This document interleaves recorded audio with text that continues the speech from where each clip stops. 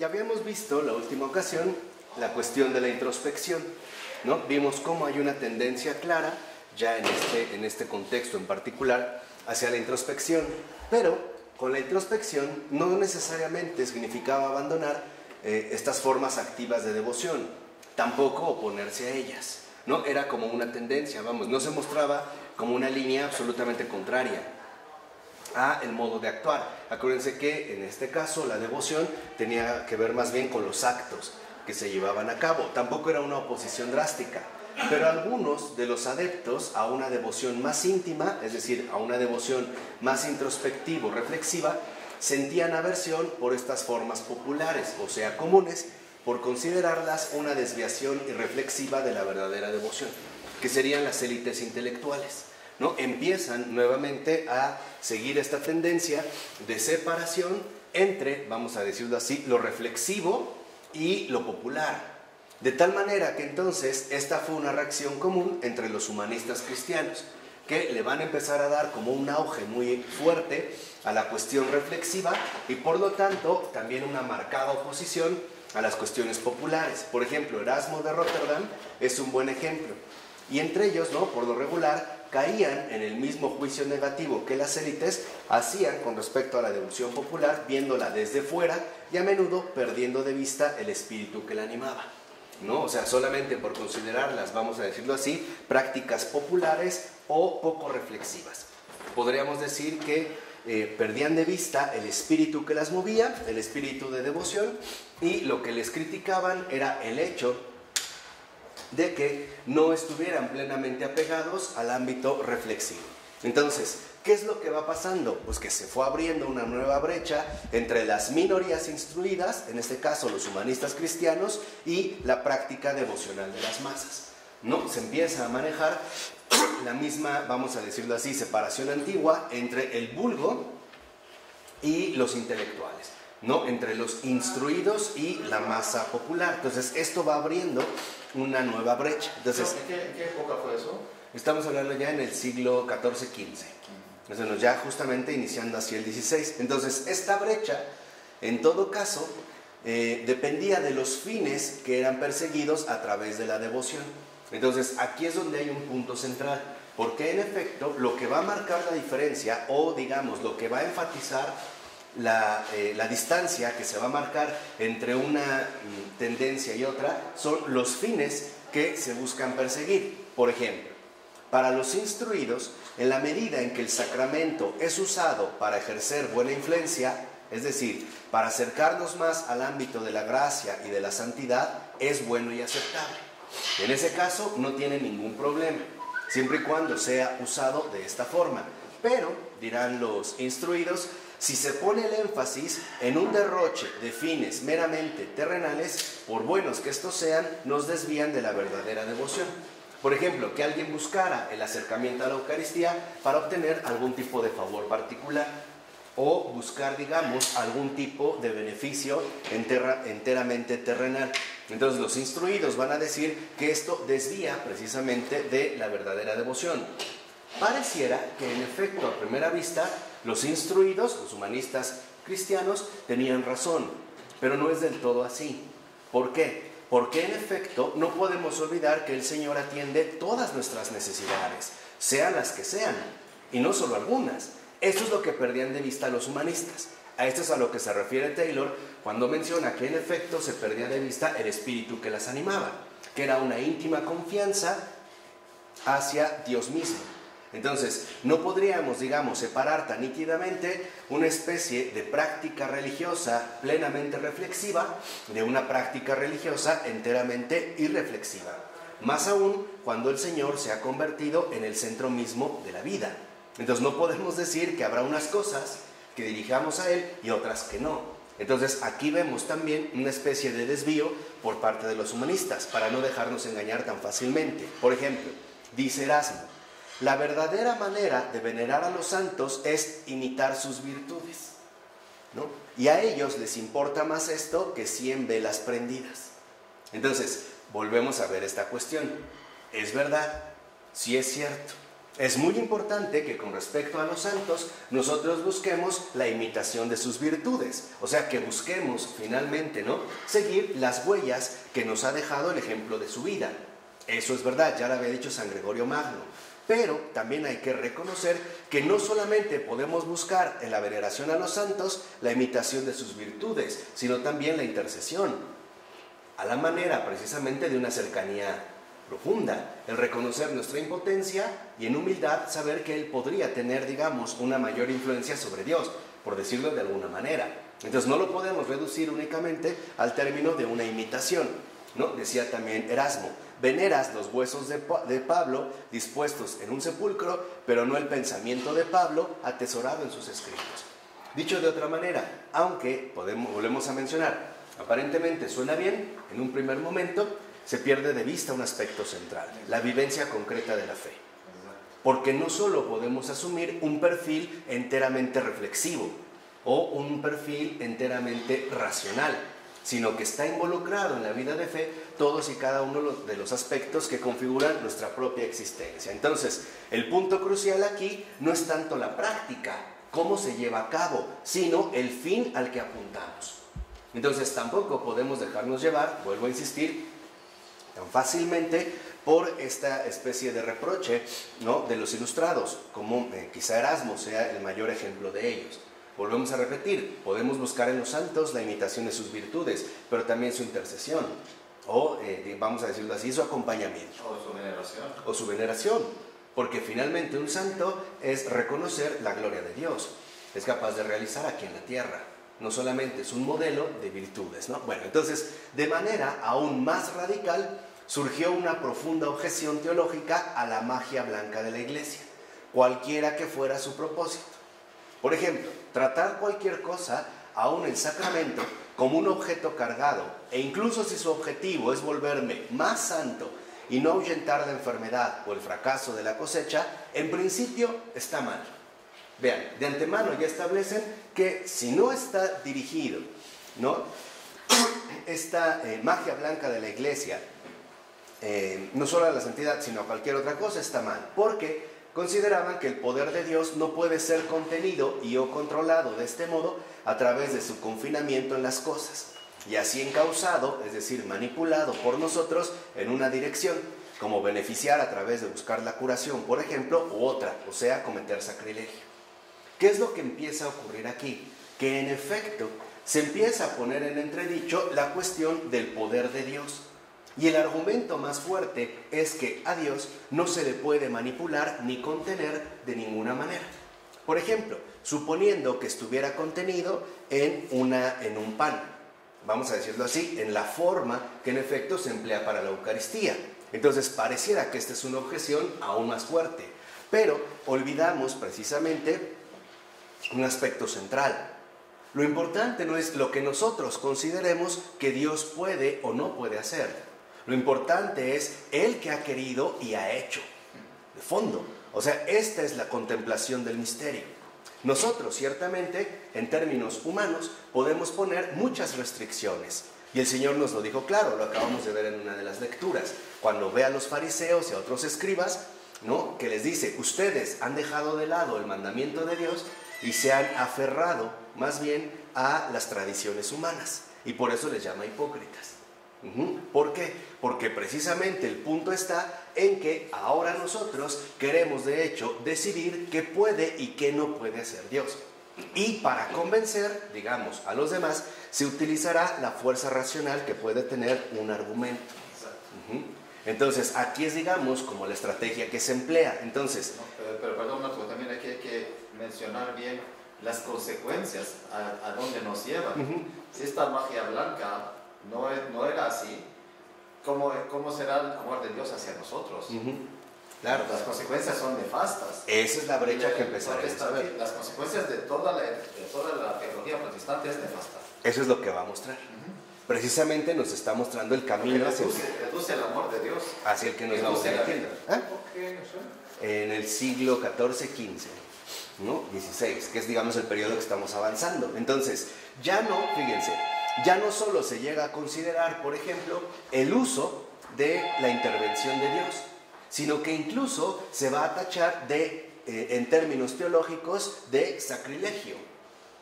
De tal manera que se empieza a abrir precisamente una distancia entre las aportaciones benéficas que la Iglesia nos ofrece y la interpretación que humanamente se está haciendo de estos beneficios. Entonces, este rechazo de la magia buena de la Iglesia aparece muy temprano. Y prácticamente, en efecto, nos dice Charles Taylor, se repite en casi todas las herejías de la Edad Media. Entonces, aquí vemos uno de los puntos focales de las herejías en la Edad Media. La acusación de sacrilegio en el hecho de considerar que estamos limitando o restringiendo el poder de Dios a una forma determinada, ya sea en un pan, llamada Eucaristía, ya sea en una confesión en la que interviene un sacerdote o simple y sencillamente en la veneración de reliquias de santos e incluso en la suposición de que los santos podrían interceder por nosotros, algo así como si los tuviéramos a nuestra disposición, pero en realidad es así. ¿Por qué? Porque el amor no restringe su necesidad de darse. Entonces podemos decir que si uno realmente es plenamente consciente del Dios vivo y verdadero, veremos que Él no tiene ningún reparo en restringir la donación que nos ofrece. Por eso es que en efecto Él siempre está para nosotros, sean las circunstancias que sean. E incluso aunque esto conlleve el riesgo en efecto de que se pueda llegar a cometer sacrilegio, como de hecho sabemos que ocurre. Algunos utilizarán la Eucaristía para cometer sacrilegios o llevar a cabo situaciones verdaderamente aberrantes. Pero eso es por parte de los hombres, no porque el amor de Dios quisiera quedar, digamos, como restringido, ¿no? De hecho, y aquí es como una ejemplificación de algunas de estas herejías, es prominente entre los lolardos. Fíjense, una de las herejías de estos momentos, ¿no? En siglo XV. ¿Quiénes son los lolardos? Bueno, es un movimiento político y religioso de finales del siglo XIV e inicios del siglo XV en Inglaterra, generalmente identificado como un precursor de la Reforma. Vean un detalle importante. ¿Qué quiere decir? Que entonces también la Reforma protestante está ciertamente alimentada por la herejía. Ahí está, digamos, una de sus fuentes de inspiración, y no es una acusación arbitraria. Estamos viendo el acontecer precisamente, ¿no?, de los sucesos en un orden precisamente adecuado. Por ejemplo, ¿no?, sus objetivos principales eran precisamente la reforma de la Iglesia.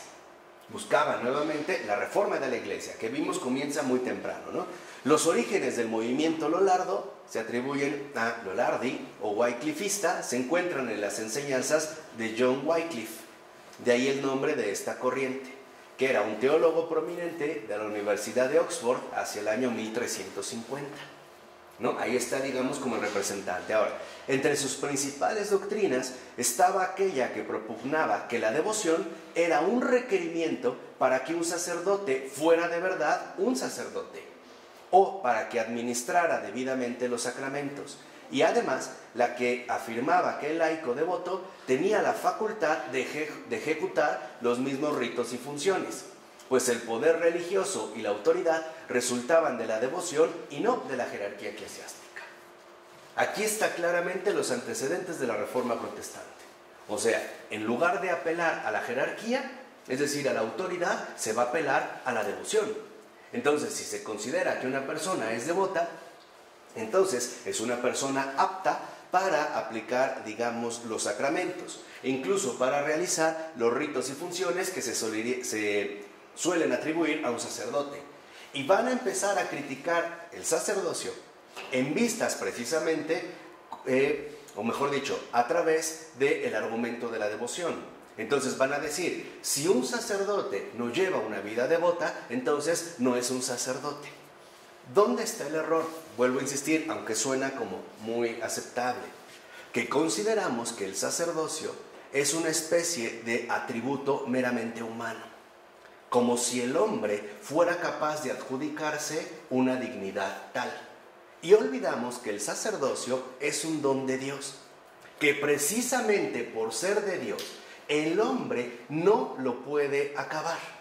No sé si me explico. O sea, el hecho de que sea un don de Dios significa que el sacerdocio permanece, aunque el sacerdote llevara la vida más incorrupta de todas, más corrupta de todas. Porque la garantía misma la está dando Dios, no los hombres. Entonces, podemos ver que aquí en efecto, uno de los errores consiste en que el énfasis comienza a ser enteramente antropológico. Y ahora será el hombre el que establezca la medida, por ejemplo, de la vida devota. O precisamente el que, digamos, determine la realidad efectiva de la gracia. Entonces, Maciel siguió siendo sacerdote. Ojo, en tanto don del sacerdocio, sí. Como don, sí. Por eso, aunque si un sacerdote fue ordenado y de repente pide licencia a lo que se cambia, ese don sigue manteniéndose, porque la garantía es de Dios. Si fuera algo enteramente humano, entonces la gracia no tendría ningún efecto. Eso es lo que veremos adelante con Baltasar, que es lo que hemos perdido de vista. Lo que pasa es que nosotros ahora tal parece que ponemos mucho el énfasis en nuestra propia realidad humana. Entonces, por ejemplo, hoy hay mucha gente que te dice, ¿no? Es que si tienes fe o pides con fe, Dios te va a escuchar.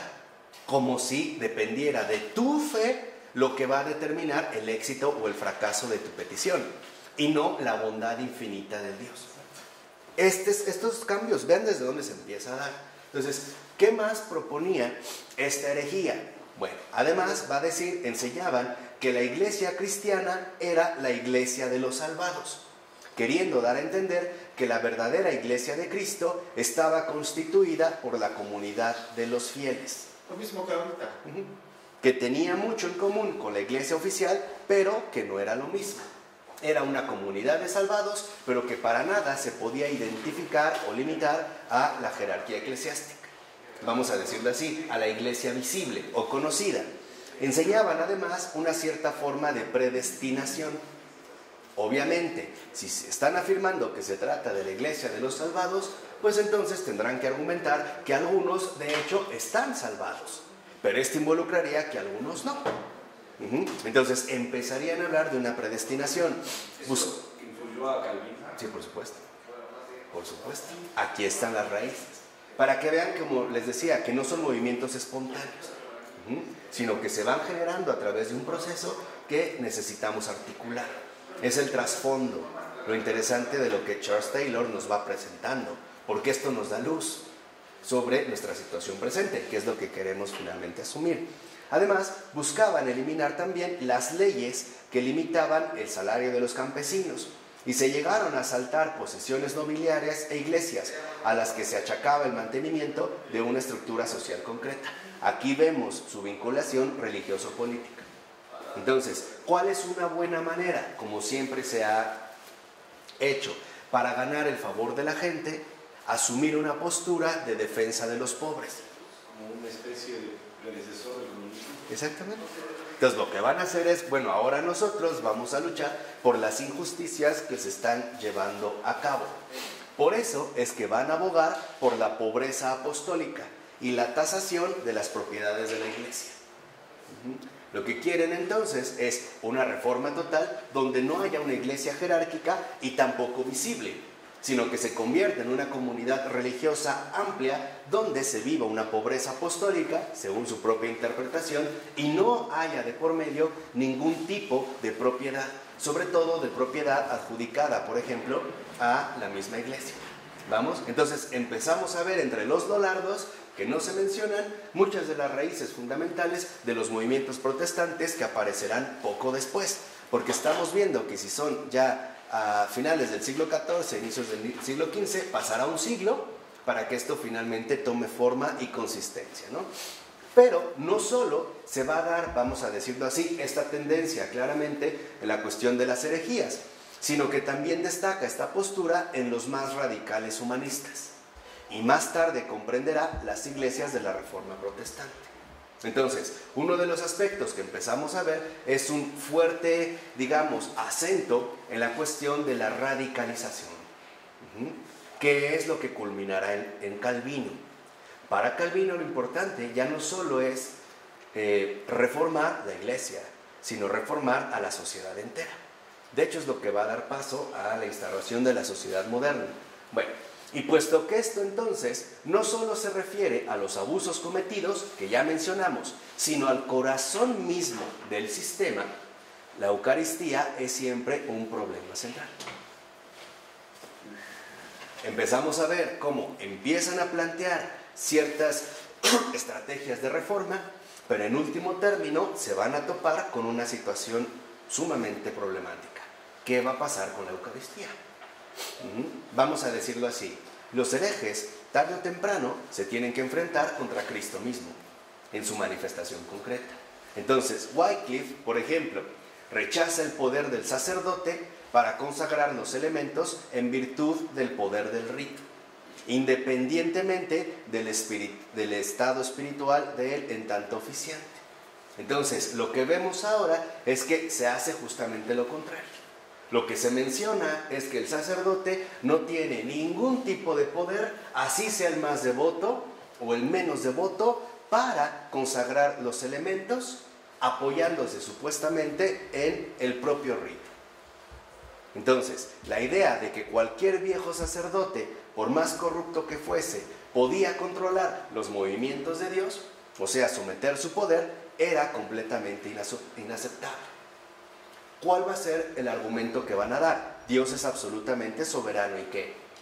Libre. No le entendí esto. Sí, o sea, Wycliffe, que va a, digamos, a encabezar esta herejía y que va a ser el gran inspirador tanto de otros movimientos como de Lutero y sobre todo de Calvino, lo que dice es que no hay Eucaristía, en pocas palabras, porque el sacerdote no tiene el poder para consagrar los elementos. ¿Y por qué no tiene poder? No tiene poder porque en efecto sería como limitar o someter el poder de Dios a su propia limitación, a su propia condición humana. Sería tanto entonces como rebajar a Dios en su soberanía y libertad a su propia intervención, o bien, vamos a decirlo así, a su propia manipulación. Pero si se rebajó en la cruz, ¿por qué no se va a rebajar aquí? Porque precisamente no contemplan el misterio completo, de que en lugar de limitar su poder, lo acrecenta. Porque en efecto nos muestra de que por mucho que el hombre eche a perder sus planes, Dios no traiciona, digamos, este don. O sea, aquí se ve realmente la bondad divina, donde empiezan, digamos, a establecerse, ¿no? Argumentos muy sofisticados para este tiempo, que en efecto muchos optarán por seguir. Entonces lo que van a decir es, ¿cómo es posible o crees que Dios se va a rebajar a que un viejo sacerdote lo manipule para que lo obligue, por ejemplo, a manifestarse a través del rito? Pues no. Pero vean algo curioso. En el caso de Wycliffe y por su parte Lutero se va a apoyar en la misma corriente de pensamiento. Aquí está, vamos a decirlo así, su inspiración primera. Entonces, pero vean que no van a desacreditar directamente la Eucaristía. Más bien, lo primero que van a desacreditar es el rito, el ritual, o sea, la liturgia. El culto. Por eso, en su momento, Lutero dirá que el culto, el rito, es irrelevante o es innecesario. ¿Por qué? Para desacreditar el rito, se va a utilizar el argumento siguiente. Se va a decir que el rito no puede garantizar la consagración, ¿no?, del cuerpo y la carne de Cristo, porque interviene un hombre que sería algo así como el que buscaría manipular o someter el poder de Dios. Y Dios es, en este caso, absolutamente soberano y libre. Dicho de otra manera, plantearían las cosas vistas de aquí para allá, pero no toman en cuenta la entrega incondicional que Dios ha hecho hacia el hombre, porque ha sido un compromiso definitivo. El ponerse en sus manos, vuelvo a repetir, cueste lo que cueste. Así conlleve abusos, blasfemias o lo que quieran, o sacrilegios.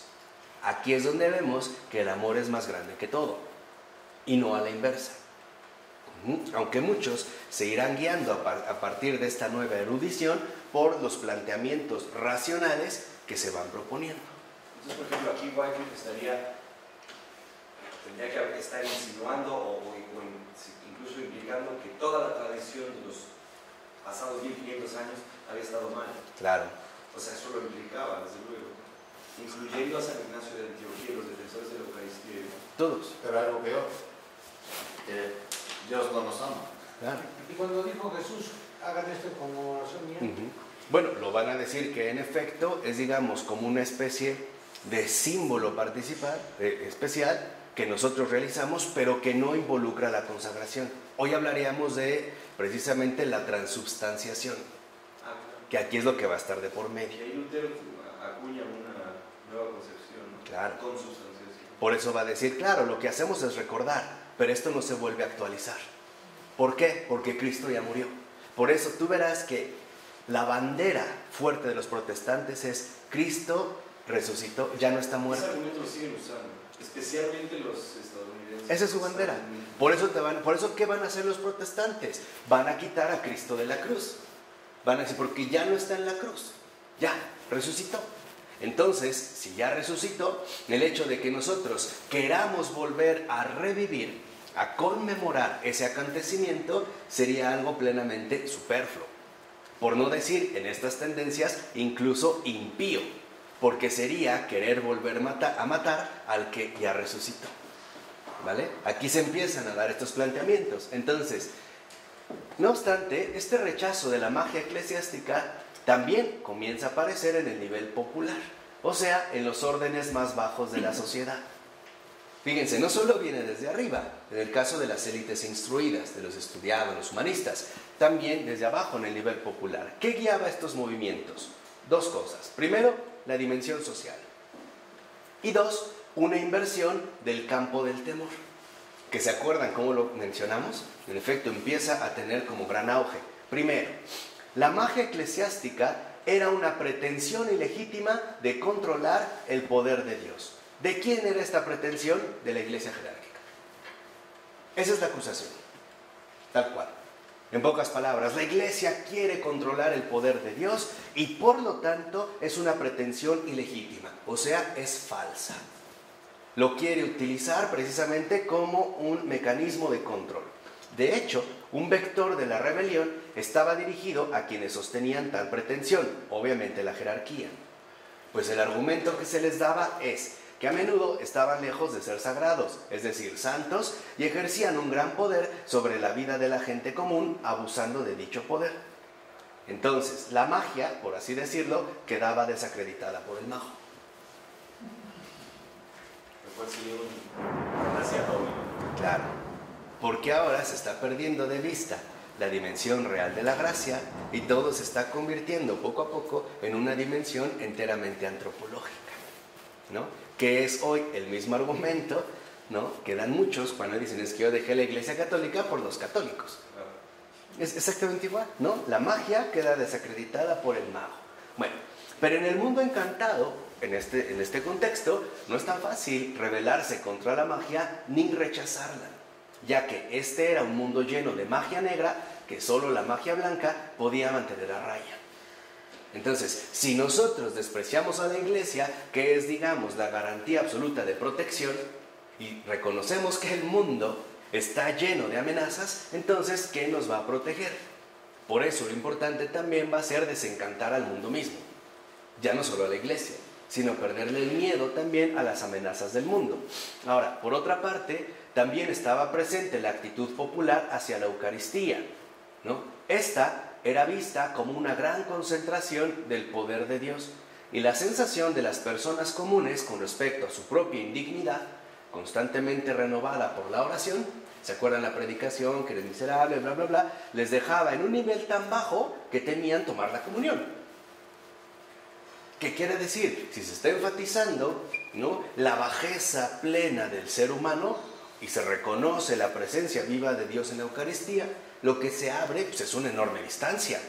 Obviamente la gente va a tener miedo de acercarse precisamente a tomar la comunión. Entonces, las reglas de la iglesia les obligaba a hacerlo una vez al año.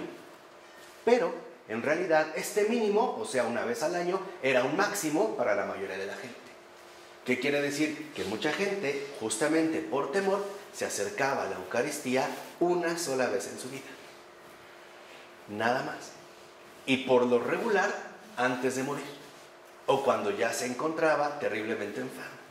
porque el énfasis en la indignidad humana y en la majestuosidad de Dios no permitía el acercamiento de los hombres, ¿no? Infundía, lo que decía Taylor, un temor. Entonces, tomar la comunión sin merecerla era considerado un grave peligro, algo que la propia predicación de la iglesia reforzaba. Aquí es cuando empezamos a ver que ahora el énfasis va a recaer sobre el nivel devoto de la vida que se lleva. Por eso San Francisco de Sales, que aparece en su momento, justo, digamos, cuando el protestantismo se ha iniciado, escribe un libro extraordinario que se llama Introducción a la vida devota, para volver a reconducir a los hombres en la senda de la verdad. Entonces, a pesar de ello, el sacramento sigue siendo un objeto de poder. La adoración del Santísimo Sacramento a la vista, tal como es expuesta hoy en día, se hizo cada vez más popular a finales de la Edad Media, al igual que las procesiones del Corpus Christi. O sea, es como si de esta manera se hubiera permitido que su poder funcionase a una distancia segura, sin correr el riesgo de incurrir en un grave peligro, incluso de condenación. Entonces, lo que vemos es que la adoración del Santísimo se veía como una alternativa que nos permitía, de alguna manera, mantener las distancias.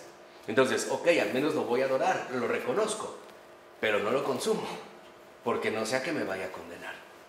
Y finalmente eso es justamente en lo que se insistía, ¿no? Aquí vemos la reivindicación cuando en pleno siglo XX Santa Faustina en un momento no se quiere acercar a la comunión, lo mismo que otras santas, ¿no? Por reconociendo su indignidad, y Jesús le dice, es que no necesitas cambiar para venir a mí, es mi amor el que te va a hacer cambiar. Esta es la gran diferencia. O sea, si nosotros realmente quisiéramos estar a la altura de recibir al Señor, pues estaríamos perdiendo el tiempo. Prácticamente nunca lo alcanzaríamos. Entonces se trata de que justo nuestra cercanía a Jesús es lo que permite que Jesús transforme nuestras vidas. Pero aquí todavía no se insiste en este punto. Entonces, la rebelión contra todo esto significó enfrentar y superar una barrera del temor, ¿no? Entonces, en este sentido podemos decir, ¿cómo se buscó superar el temor? Quitándole lo sagrado a estas realidades. O una de dos.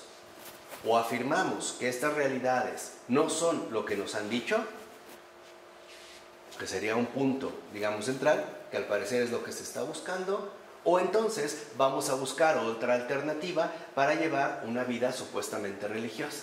Entonces, de hecho, la fe cristiana era justamente la inversión del campo del temor, pues el poder de Dios siempre triunfaría sobre toda magia maligna. Entonces, si la Iglesia, en la fe cristiana, nos está diciendo que no tengamos miedo, ¿por qué habría de tenerle miedo al mismo que nos lo dijo? O sea, si nos está diciendo no le tengan al mundo, no le tengan miedo al mundo, en ningún momento dice, pero a mí sí, tampoco a él. O sea, superar precisamente los temores. Ahora, para basarse en este poder, es necesario salirse por completo del campo de la magia para entregarse así de manera exclusiva y correcta al poder de Dios, o sea, la realidad de su misericordia, que era justamente lo que al parecer aquí estaba faltando. Entonces, incluso esta maniobra de desencantamiento está implícita en la tradición del judaísmo y más tarde estará asimismo presente en la del cristianismo, justamente la inversión del temor, donde vemos que la fe cristiana promueve la inversión del temor, cuando el propio Jesús nos dice, no tengan miedo. Y este es como una, digamos, como una afirmación muy clara y además muy rotunda. No tengan miedo. Porque la relación incluso con el propio Dios no es una relación de miedo, es una relación de confianza. Entonces, en ambos casos, judaísmo y cristianismo, es fundamental una ruptura con un mundo en el que lo que se considera magia blanca o maligna, o sea, adoración de dioses falsos y fuerzas o representaciones paganas de todo tipo, está por todos lados. Aquí es donde vemos que en efecto se está promoviendo un cambio radical en la propia vida del hombre, ¿no? En la inversión del temor. Entonces, ¿qué se consideraba esta ruptura? Considerar que en efecto lo que nos podía resultar atemorizante por ejemplo, los ídolos eran dioses falsos, o bien eran representaciones que venían ante todo fomentadas por el ámbito pagano, las fuerzas naturales, todas estas situaciones, ¿no? Y es algo que podemos observar, dice Taylor, cuando el profeta Elías humilla a los seguidores de Baal en el monte Carmelo.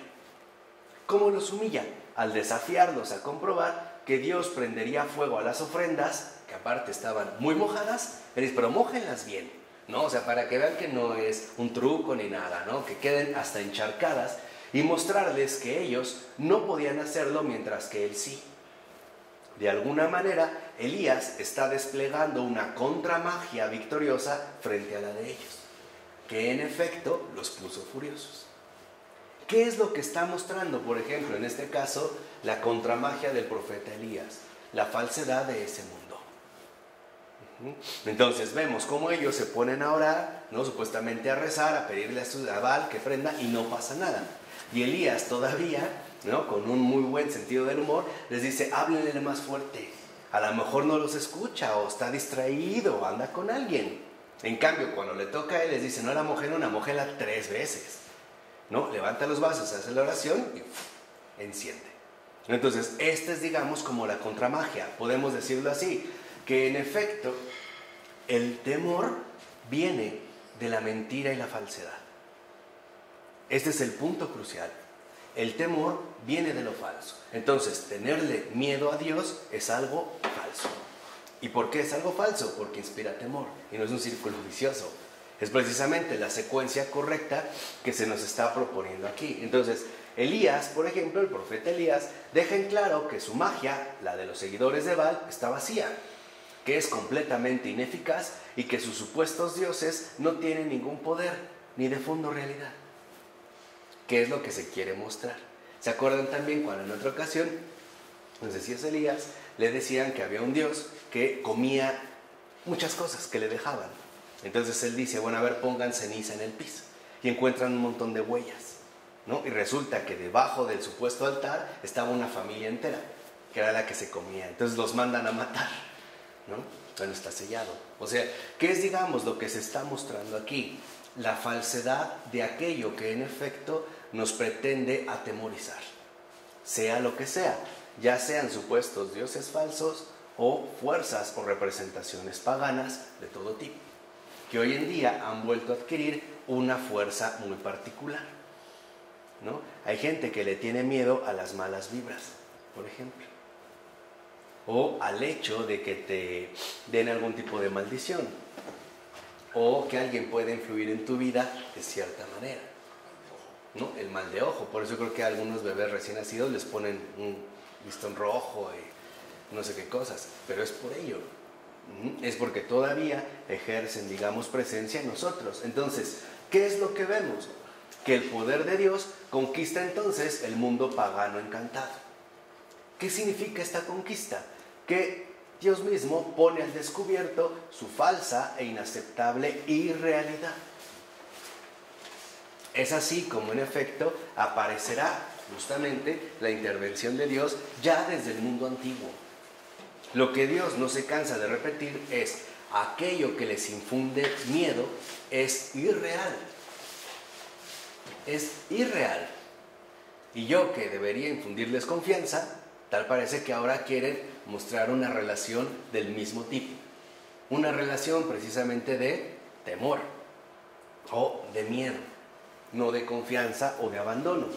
Así pues, la inversión en el campo del temor consiste en lo siguiente: tomamos todo el temor propagado por el mundo pagano, con sus dioses, fuerzas y poderes, y lo transponemos en temor de Dios, es decir, en perder el miedo a todo aquello que supuestamente nos atemoriza en este mundo, al enfrentarlo y confrontarlo con el poder, realidad de Dios, lo cual nos llena de valor y energía victoriosa. Por eso Jesús volvió a repetir: no tengan ¿qué? Miedo, o lo que le decía a los apóstoles, ¿no? Beberán venenos y no les pasará ¿qué?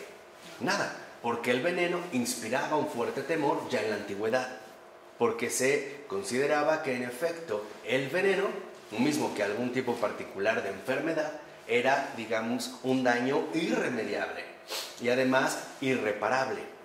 Por eso es que ahí vamos a ver como un San Francisco de Asís, aunque en un primer momento antes, digamos, de su llamada conversión, siente incluso repugnancia por los leprosos, y si va en caballo y un leproso se detiene y lo esquiva, después comerá en la misma mesa con ellos y de la misma cuchara, mostrando que en efecto incluso la enfermedad, por muy grave que pueda parecer ante nuestros ojos, no puede dominarnos, no puede atemorizarnos, porque el poder de Dios, o sea, el hecho de que Dios es real, es lo único definitivo e importante. Entonces, ¿esto de qué nos va a llevar? De valor y energía victoriosa. Valor y energía victoriosa se llama confianza. Eso es también lo que se venía proponiendo. Por eso se insiste tanto en esta cuestión de la inversión del temor. Entonces, este campo invertido del poder de Dios se basa en un nuevo registro. Ahora, en efecto, lo que vemos es que se busca liberar el temor que suele doblegar al alma humana y que viene precisamente, ¿no?, como de muchos frentes o de muchos ámbitos. Entonces, es quizá esta energía liberada al enfrentar el temor e invertirlo, o sea, una mala comprensión del temor de Dios que acabamos de mencionar, lo que debe haber impulsado algunos de los actos por los cuales los herejes se burlaban de lo sagrado. Por ejemplo, como la profanación del sacramento o como cuando los lollardos quemaron la estatua de Santa Catalina para cocinar su cena. Entonces, lo que dicen es, claro, si en esta inversión se nos está mostrando que aquello que nos atemoriza o que puede tener influencia o que se considera como una fuerza amenazante para nosotros no es real, entonces nada que tenga este perfil va a ser real. Y por eso van a, en este caso, ¿no?, a jalar exactamente parejo. Por eso los lollardos cantaban cuestiones blasfemas y burlas cuando queman la estatua de Santa Catalina solo para cocinar su cena, ¿no?, a manera precisamente de burla. Entonces, en este tipo de herejías, el temor de la magia y el temor del poder jerárquico se invierten al mismo tiempo. Y es esto lo que impulsa el cuestionamiento más radical a la devoción de las masas en la Edad Media. Fíjense, al llevarse a cabo esta inversión, esto es precisamente lo que fomentará el más radical cuestionamiento a la devoción. ¿Por qué? Primero, porque los sacramentos de la liturgia y la vida eclesiástica tenderán a volverse puramente simbólicos. Son enteramente representativos. 2.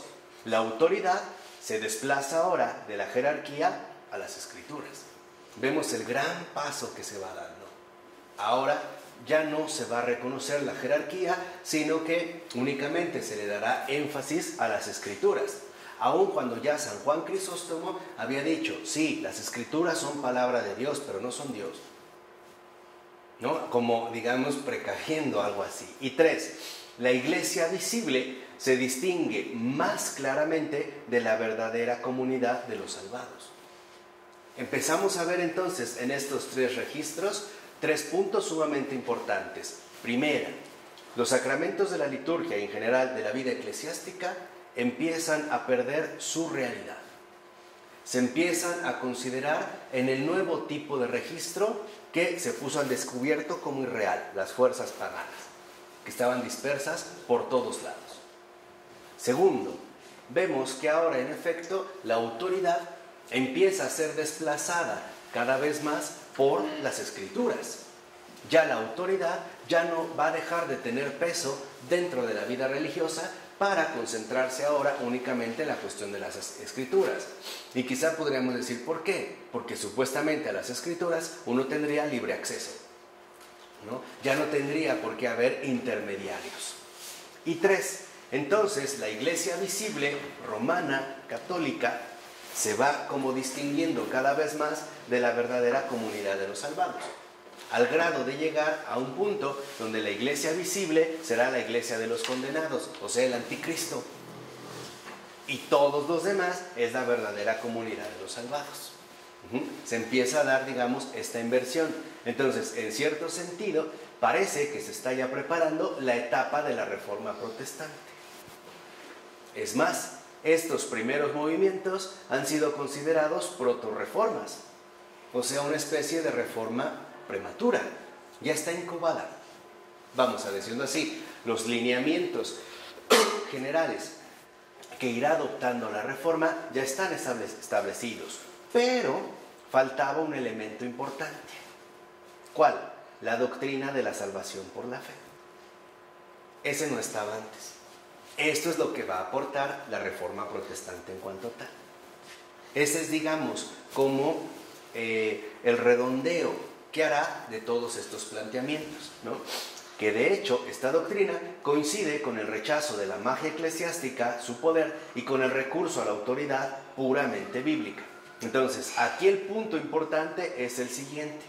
Vean, ya tenemos todos estos elementos y ahora se establece lo siguiente, que al proponer la salvación mediante la fe, Lutero se aproximaba a el punto neurálgico de su época, o sea, a la preocupación y el temor central que dominaba buena parte de la devoción laica y guiaba todo el negocio de las absoluciones, la cuestión del juicio personal, de la condena, de la salvación.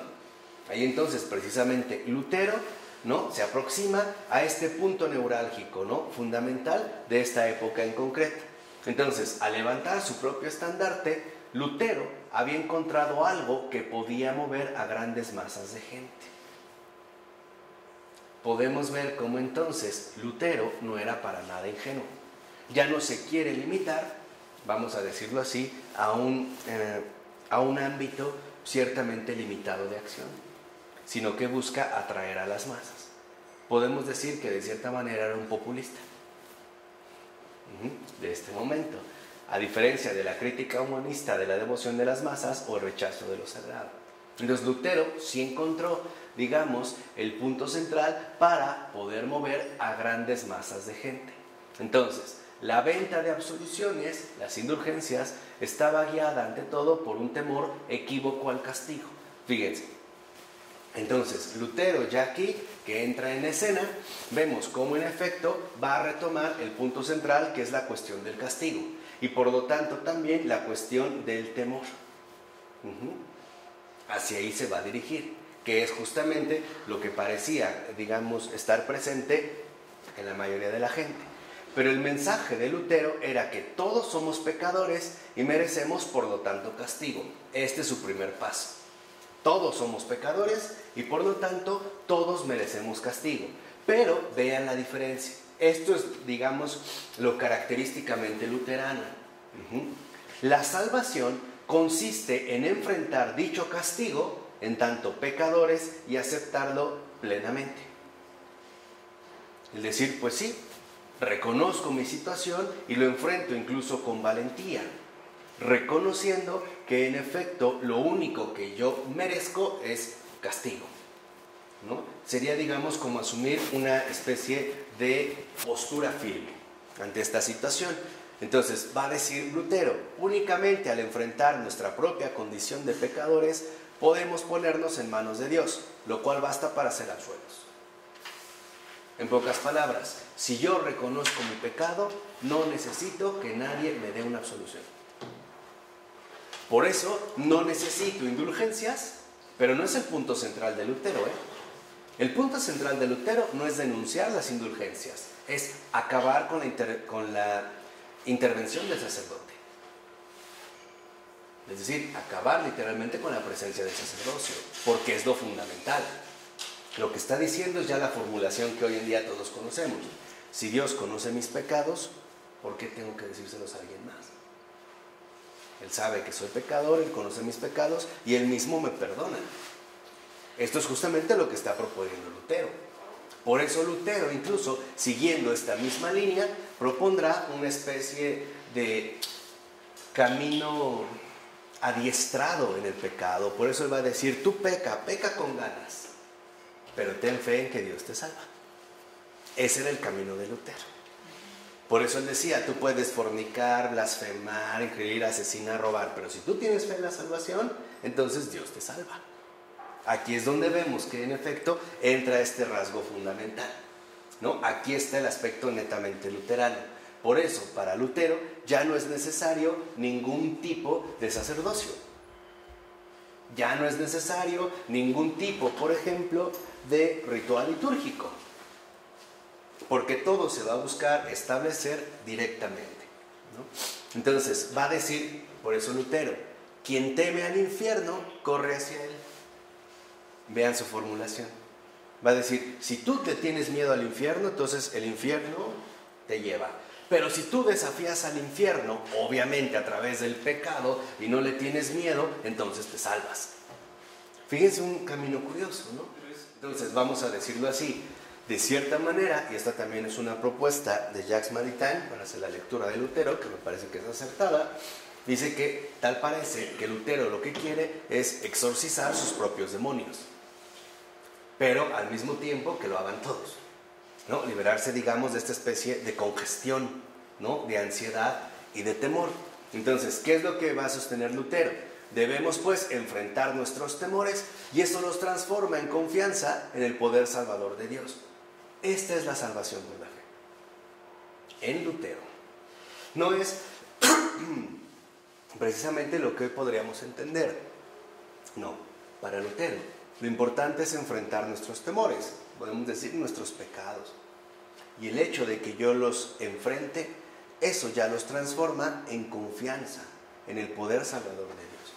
Yo los enfrento y al enfrentarlos, por ejemplo, si cometo un acto de lujuria, saber que el pecado o este enfrentamiento con el pecado, este encuentro con el pecado, no me va a condenar porque el poder de Dios es más grande que este pecado. Suena bastante seductor. Claro, pero suena seductor, siendo sinceros. Es bastante seductor. Claro, por eso les decía, es un populista de estos tiempos. Y sabía bien cómo llegar a grandes masas de gente. Por eso había dado literalmente Lutero en el clavo. Entonces, como dice Taylor, quizá haya algo de ironía en este punto, pues buena parte de la predicación católica sobre el pecado y el arrepentimiento se basaba en el principio de que las personas comunes eran tan insensibles que era necesario aterrorizarlas para que respondieran. O sea, había que despertarlas con efectos fuertes, como el cura de Ars, ¿no? Entonces, los predicadores trataban de culpabilizar a sus audiencias al extremo. ¿Para qué? Para obtener el verdadero arrepentimiento. Entonces, vean la diferencia. O sea, esto se puede utilizar, sí, una mala estrategia, pero no es una no es el camino de la salvación. Es un recurso, pero no es ya una doctrina establecida, ¿no? Incluso, por ejemplo, se podía llegar a sostener que los pecados veniales eran algo terrible, porque después de todo también eran una ofensa a Dios. Entonces, tratemos de indagar un poco en el ánimo de Lutero. ¿Qué pasa con Lutero? Si Lutero también es un hijo de su tiempo, pues está como convulsionado por el continuo temor a ofender a Dios en todo, lo quiera o no lo quiera. Entonces, vamos a decirlo así, es lo que decíamos, se trata de un contexto que está sobrecargado de temores y ansiedades. Y por lo tanto, en efecto, empezará a brotar una gran dosis de angustia. Entonces, si siempre estoy como con el miedo de que ofendo a Dios, pues entonces para Lutero lo importante es superar este temor. El camino que va a elegir Lutero es a través de confrontar el pecado y reconocer que el pecado no es, digamos, el último, o el pecado no tendrá la última palabra sobre mí, sino el poder de Dios. Podemos decir que algo así entonces en la formulación luterana es: aunque yo me empeñe en ser el más pecador, Dios me puede salvar, porque Dios es la única garantía de salvación, aunque yo lo enfrente o lo encare en este sentido de manera directa. Pero esta manipulación del miedo, que en efecto venía de estas predicaciones, en este contexto concreto que dijimos, donde se están configurando las primeras ciudades, esas contemporáneas Sin City, que vemos de muchas formas, ¿no? Pudo haber ayudado también a preparar a las personas para responder positivamente a la inversión del campo del temor que impulsó Lutero. Y es verdad. Esto es cierto también.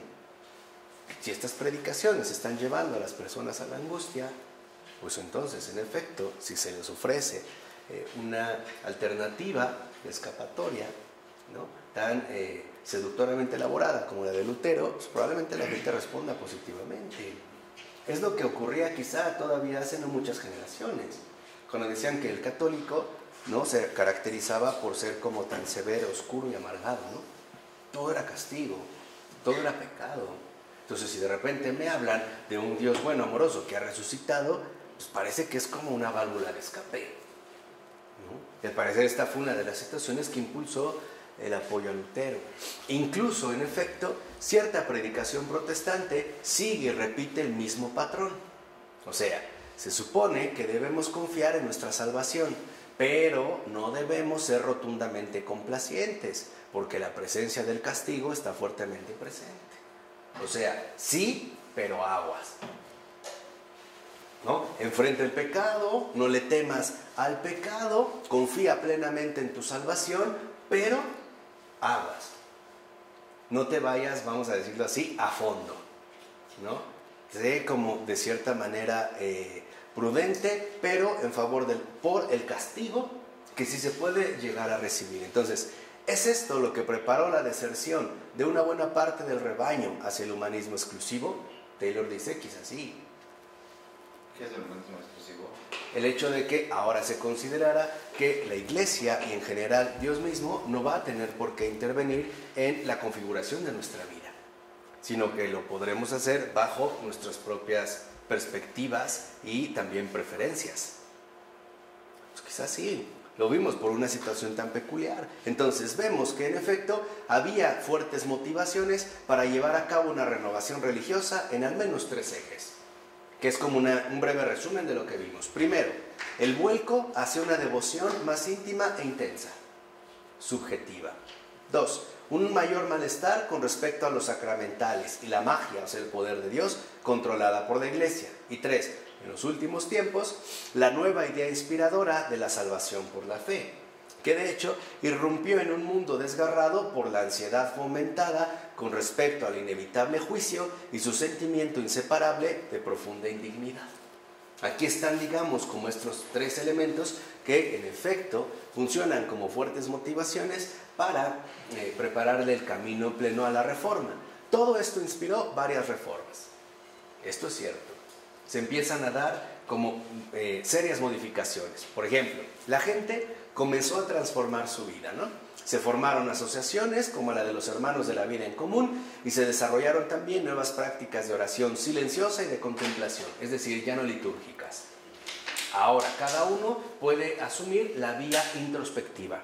No necesito participar de una comunidad, lo puedo hacer a solas, ¿no? En este punto se empieza a dar esta opción. Pero, ¿por qué no permanecieron en este nivel? O sea, si estas renovaciones estaban dando, ¿por qué no se quedaron ahí? ¿Por qué tuvieron que derivar en la reforma? Es decir, en el intento de transformar toda la iglesia. Porque ese es el fin de la reforma. Ya no solo se trata de renovar algunos aspectos que necesitan renovación, sino ahora transformar por completo la iglesia. Dice Taylor, ciertamente, lo que impulsó ante todo el camino hacia la reforma protestante fue lo siguiente: el furor por el orden. Y esto es central. El furor por el orden, es decir, la necesidad que sentían los reformadores de hacer añicos el viejo ordenamiento hasta entonces conocido. Que es un poco lo que intuía Luis hace un momento. Entonces los padres de la iglesia, ya no. El furor por el orden es una necesidad que sienten por, uno, destruir por completo todo lo que puede sonarnos a viejo, es decir, a tradición. Y por lo tanto también romper por completo con las formas religiosas que hasta entonces son conocidas. Yo les ponía que el espíritu protestante, por ejemplo, está en este sentido presente en Descartes. Cuando Descartes inicia sus meditaciones metafísicas, empieza con este espíritu: al carajo todo lo pesado, al carajo todo lo que nos antecede, es decir, al carajo toda la tradición. Vamos a empezar desde cero, vamos a empezar de nada y lo vamos a construir todo nuevamente. O sea, Descartes lo primero que hace es tiramos el edificio y después lo volvemos a ¿qué? A levantar, pero bajo un nuevo orden. Y empezamos a ver su sistemática, ¿no? Puedo dudar, esto, la duda metódica, el furor por el orden. Entonces vemos cómo en efecto, a pesar de que Descartes estuvo en una escuela de la Compañía de Jesús, no bebió del espíritu de San Ignacio, sino del espíritu de Lutero. Y ahí está precisamente en sus obras. Bueno, entonces veamos esto, que es como un testimonio que mencionan. Dice, las masas han sido abolidas, pero ¿qué cosa más sagrada ha venido a ocupar su lugar? Nunca entré a sus iglesias. Es de alguien que vivió en esta época, y hace como una memoria. Dice, nunca entré a sus iglesias, de los protestantes, pero ahora y entonces he visto a los oyentes de sus sermones protestantes salir como poseídos, con cara de cólera y furia. Salen como guerreros incitados por la oración del general a emprender algún ataque importante. Y dice, cuando sus sermones producen penitencia y remordimiento, ¿no están más bien preocupados por la supresión del clero y de la vida sacerdotal? Porque ese era el objetivo. De fondo era el objetivo. Dice, ¿o no hacen más por la sedición que por la piedad? ¿No son comunes los disturbios entre esa gente evangélica, levantándose a revueltas civiles frecuentemente? ¿No recurren a la fuerza, incluso por pequeñas causas? O sea, hay violencia. En estos primeros brotes ya de la Reforma Protestante se distingue en efecto una violencia, porque el objetivo fundamental es hacer añicos a la iglesia visible. Esto empezó en Alemania, ¿no? Exactamente. Estas violencias. Aunque vimos que el antecedente viene de Inglaterra. Por eso después Alemania y Inglaterra se van a hermanar muy bien como las grandes etapas como los grandes fenómenos sismáticos de la cristiandad, tanto en Alemania como en Inglaterra. A final de cuentas, el terreno pues ya venía abonado, ¿no? Ya nada más faltaba, les decía cómo redondearlo, que es lo que va a hacer en ese sentido Lutero. Entonces, se reconoce que la Reforma Protestante ha comenzado, pero ciertamente ya muestra rasgos peculiares, cólera, furia, ¿no?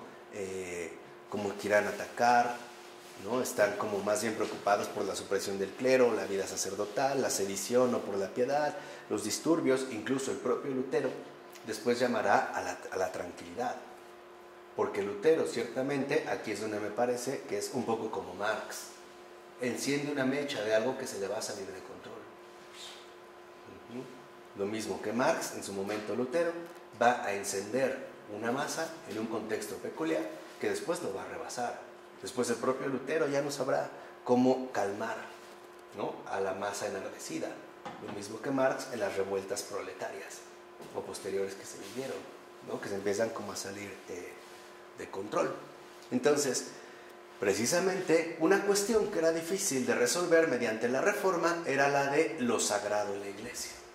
Se tiene que replantear la cuestión de lo sagrado y sobre todo la cuestión de lo sagrado en la iglesia, ¿no? Con el término sagrado se señala la creencia en que el poder de Dios de alguna manera está concentrado en ciertas personas, tiempos, lugares o acciones. Eso es lo que se consideraba sagrado. Por eso es que un sacerdote era sagrada, o había tiempos sagrados, litúrgicos, lugares sagrados o acciones litúrgicas, acciones sagradas, por ejemplo, las acciones litúrgicas. Entonces, el poder divino está en ellos de una manera que no está en otras personas, tiempos, lugares, etc. Es decir, que a diferencia de lo sagrado, lo demás terminaría siendo algo profano. ¿Vamos? Para que veamos ahorita el punto al que lleva la cuestión de la Reforma Protestante de Lutero. Entonces, las iglesias parroquias eran lugares sagrados, y lo eran más bien por la presencia de reliquias, no por la construcción de arquitectura, sino por la presencia de reliquias. Las fiestas eran ocasiones sagradas y los sacramentos de la iglesia eran acciones sagradas, que de hecho suponían un clero con poderes especiales. Y lo vemos cuando Jesús se los da, ¿no? Les doy el poder de atar y desatar, ¿no? Todo lo que aten quedará atado en la tierra y todo lo que desaten quedará desatado en la tierra. O a Pedro, tú, ¿no?, tú te llamas Pedro y sobre esta piedra edificaré mi iglesia. No es algo que Pedro pide, es algo que se le da y le cuesta y le seguirá costando. Es algo que recibe. Entonces, por lo tanto, el malestar con respecto a los sacramentales y las reliquias, por ejemplo, no era tan fácil de resolver. incluso, o especialmente, si se llegaba hasta el punto de negar lo sagrado en el sacramento mismo del altar. Volvemos a ver, yo lo veo de esta manera, es como querer derrumbarlo todo, pero al final se tienen que enfrentar con la Eucaristía. Entonces buscan estrategias como aleatorias para llegar, pero es como una jauría, ¿no? Que busca derrubarlo todo, pero les decía, al final se tienen que enfrentar cara a cara con Cristo. Es decir, con Jesús, Eucaristía. Y ahí ya no es tan sencillo. Puede ser que una persona, por ejemplo, un creyente, una persona de fe, esté de acuerdo en que se quiten imágenes de los santos, pero en que se pisotee la Eucaristía, quién sabe. Es otra cosa. Entonces, como que están buscando la manera, ¿no?, de poder llegar al centro mismo del sistema, a la Eucaristía. Entonces, quizá era concebible una solución pacífica, dice Taylor, comprensiva a estas cuestiones. Pero habría requerido una iglesia católica mucho más abierta, que no estuviese tan preocupada por rastrear las diferencias y desterrar las herejías, que en efecto en eso se le fue bastante tiempo y bastante esfuerzo, ¿no? En este caso, quizá la figura más representativa hubiera sido Erasmo, en lugar de Johann Eck. A pesar de haber sido un poderoso polemista, Johann Eck, sus victorias fueron las de un dialéctico. O sea, se va a meter otra vez en el terreno netamente argumentativo. Entonces, Eck creía estar en una posición adecuada para aplastar no solo a los herejes luteranos, sino también a sus críticos humanísticos. Entonces vemos que en efecto la postura que se asume en este tiempo es como una postura un tanto desproporcionada, porque se buscan erradicar las diferencias y no más bien enfatizar, vamos a decirlo así, las cercanías, ¿no?, que nos pueden llegar a conectar, que de hecho es lo que hoy el ecumenismo está tratando de fomentar. No lo que nos separa, sino lo que a pesar de todo nos une, y eso es Cristo. El énfasis en Cristo, ¿no? Bueno, pero esto no era todo. También, entonces, se habría requerido un sector protestante que no considerase que a los ojos de Dios las prácticas de lo sagrado eran una abominación, o sea, pura idolatría. Podemos decir, se requería a católicos más comprensivos y protestantes menos fanáticos. Así, ¿no? Entonces, la tentación de ambos lados de ver al otro desde la perspectiva de la diferencia irreconciliable, o sea, rechazando de plano el sacramento o bien cayendo en la idolatría papista, era demasiado fuerte. Pareciera que en efecto se forma una especie de oposición, de una oposición, ¿no?, irreconciliable. Entonces, la cuestión era imponerle a la Iglesia niveles superiores de manera uniforme, de modo que redujese la distancia entre lo superior o avanzados y lo inferior popular. ¿Qué es, digamos, lo que entonces la Reforma está buscando? Una especie de estandarización, donde no haya distinción entre algo superior y algo ¿qué? Inferior. El mismo espíritu que vemos rondar, animar y producir la Revolución Francesa o la Revolución Comunista. Exactamente el mismo espíritu, el mismo en este caso. En este sentido, la Reforma, en efecto, estuvo guiada por una postura mucho más rotunda, pues se negó a aceptar vocaciones y votos de perfección. Ya no los hay. Vean, ya no los va a aceptar. ¿Por qué? Porque ya no debía haber cristianos comunes y supercristianos. Y es así como quedaron relegadas y abolidas las vocaciones renunciantes, para que todos los cristianos fueran igualmente devotos. Nadie más arriba de otro, o sea, todos uniformes. Ahí está también el furor por el orden. Ordenarnos todos en el mismo plano. Entonces, no hay vocaciones superiores, ya no hay votos de perfección. Y por lo tanto también ya no hay santos. Ya no hay santidad.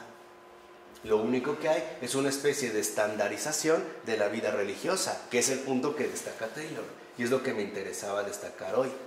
Vista de este modo, la Reforma protestante es el fruto último del espíritu de la Reforma, que derivó por primera vez en una verdadera uniformidad de creyentes.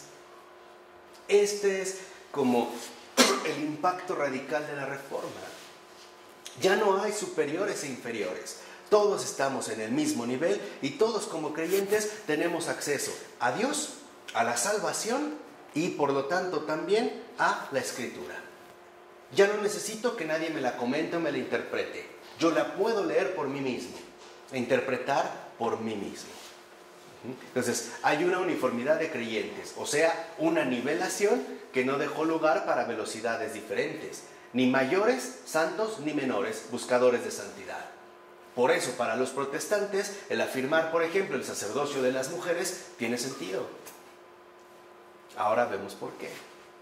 ¿Por qué? Porque hay una nivelación que ya no acepta ningún tipo de diferencias. Y esto es lo que se va a volver algo tan extremadamente atractivo en estos momentos. Ahora resulta que no necesito esforzarme por pertenecer a un ámbito superior. Basta con que reconozca que todos formamos parte de un mismo nivel, ¿no? Entonces el cristianismo pasó a ser entendido como una especie de nivelación evangélica. Claro, pues las escrituras están al alcance de todos. Y ese va a ser el argumento fuerte. Vean, entonces, ¿pueden derribar la Eucaristía? No. Pero como no pueden derribar la Eucaristía, entonces vamos a exaltar las Escrituras. Así de sencillo.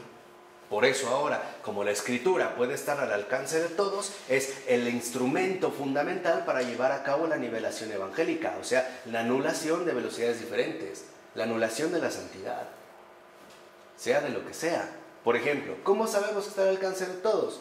Materialmente, primero, con las traducciones modernas iniciadas por el propio Lutero en alemán y ya no en latín, que es el primero que va a hacer esa traducción a una lengua vernácula. Pero además también quitando el libro. Claro, o sea, y metiendo palabritas. Claro, ahora ¿qué va a suceder? Que en efecto, en la traducción de latín al alemán que lleva Lutero, pues ya hay toda una desfiguración de la escritura. Hay una adaptación. El hecho de que se haga tan popularizada, tan al alcance de todos, pero también espiritualmente. ¿Cómo? Con la proclamada posibilidad individual y en solitario de interpretación. Este es el arma eficaz de los protestantes, de la reforma protestante. La nivelación evangélica. Entonces, ya no podemos considerar que hay superiores y que inferiores. Por eso, si lo ven, una de las estrategias fundamentales de los protestantes todavía actuales es el hecho de promover que todos sean pastores, líderes. Y la manera en la que van a evaluar tu vida creyente es la manera en la que estás comprometidos con su propia militancia. Por ejemplo, una vez un protestante me decía, ¿no? Estamos platicando y me dice: es que a mí me han dicho que, a ver, aquí la comunidad, ¿no? Te ha dado mucho. ¿Y tú qué has hecho por la comunidad? ¿A cuántos has traído? En ningún momento se cuestionaban: ¿y cómo va tu santidad? No, ¿a cuántos has reclutado? Obviamente para entrar a formar parte de esas filas, engrosar esas filas a través, digamos, de esta invitación. Entonces, lo cual de fondo dio pie a la eventual creación de un humanismo como recurso alternativo a la realidad de la fe. Y en último término, y esto no es desproporcionado, este mero humanismo es la raíz auténtica del ateísmo. ¿Qué quiere decir ese humanismo? ¿Cómo se explica este humanismo? Que ya no necesito hacer referencia a una realidad divina o fuera de lo humano, sino que todo ahora puede ser regido en base a los propios criterios que los hombres decidan. No toman en serio a Dios. No. ¿Y por qué va a ser la raíz fundamental del ateísmo? Sí, pues es la consecuencia. Claro. Si todo ha sido despojado hasta una uniformidad de creyentes, donde ya hay una nivelación tal, entonces, si lo fundamental es esta nivelación, y que todo está al alcance de todos, y la salvación es por la fe, ¿para qué necesito de un Dios que me salve? Todo va a recaer en la cuestión de mi propia fe individual, ¿no? Vamos a decirlo así, de mi propio recorrido personal. Entonces, la realidad de la fe, de hecho, te vincula con ciertas realidades que te superan. En el caso del humanismo, ya no. Por eso sí debemos reconocer, o por ahí alguna vez leí, que decían que el ateísmo es producto del cristianismo. Sí y no. Sí, si nos referimos a un recorrido del cristianismo en general. Pero no, si por cristianismo entendemos Lutero. Claro, aquí hay que hacer estos matices. Pero algo es cierto, sí se fomentó. Por ello, no es casual que incluso Hegel, en su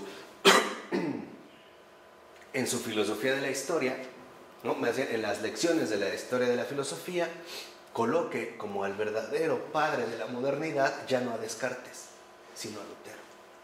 Y tiene toda la razón. Porque el verdadero rasgo que ha puesto Lutero es la eventual creación de un mero humanismo como recurso alternativo a la realidad de la fe. Entonces, podemos decir que los grandes modernos, en efecto, son deudores de Lutero, porque es la línea que irá proponiendo, ¿no? Entonces, la Reforma Protestante también asumió ciertos intentos por reordenar sociedades enteras. Estos intentos surgieron en el ala radical del protestantismo, es decir, por parte del calvinismo. Pero quisiera que el calvinismo lo dejáramos para la siguiente, para que asimiláramos bien la cuestión protestante. Lo que sí me interesa es que veamos cómo, de fondo, la Reforma Protestante lo que promueve es una uniformidad de creyentes. No hay temores, no hay jerarquías. Lo único que hay es una organización humanamente estandarizada. Por eso para los protestantes es tan importante el decir que todos somos sacerdotes, profetas y reyes.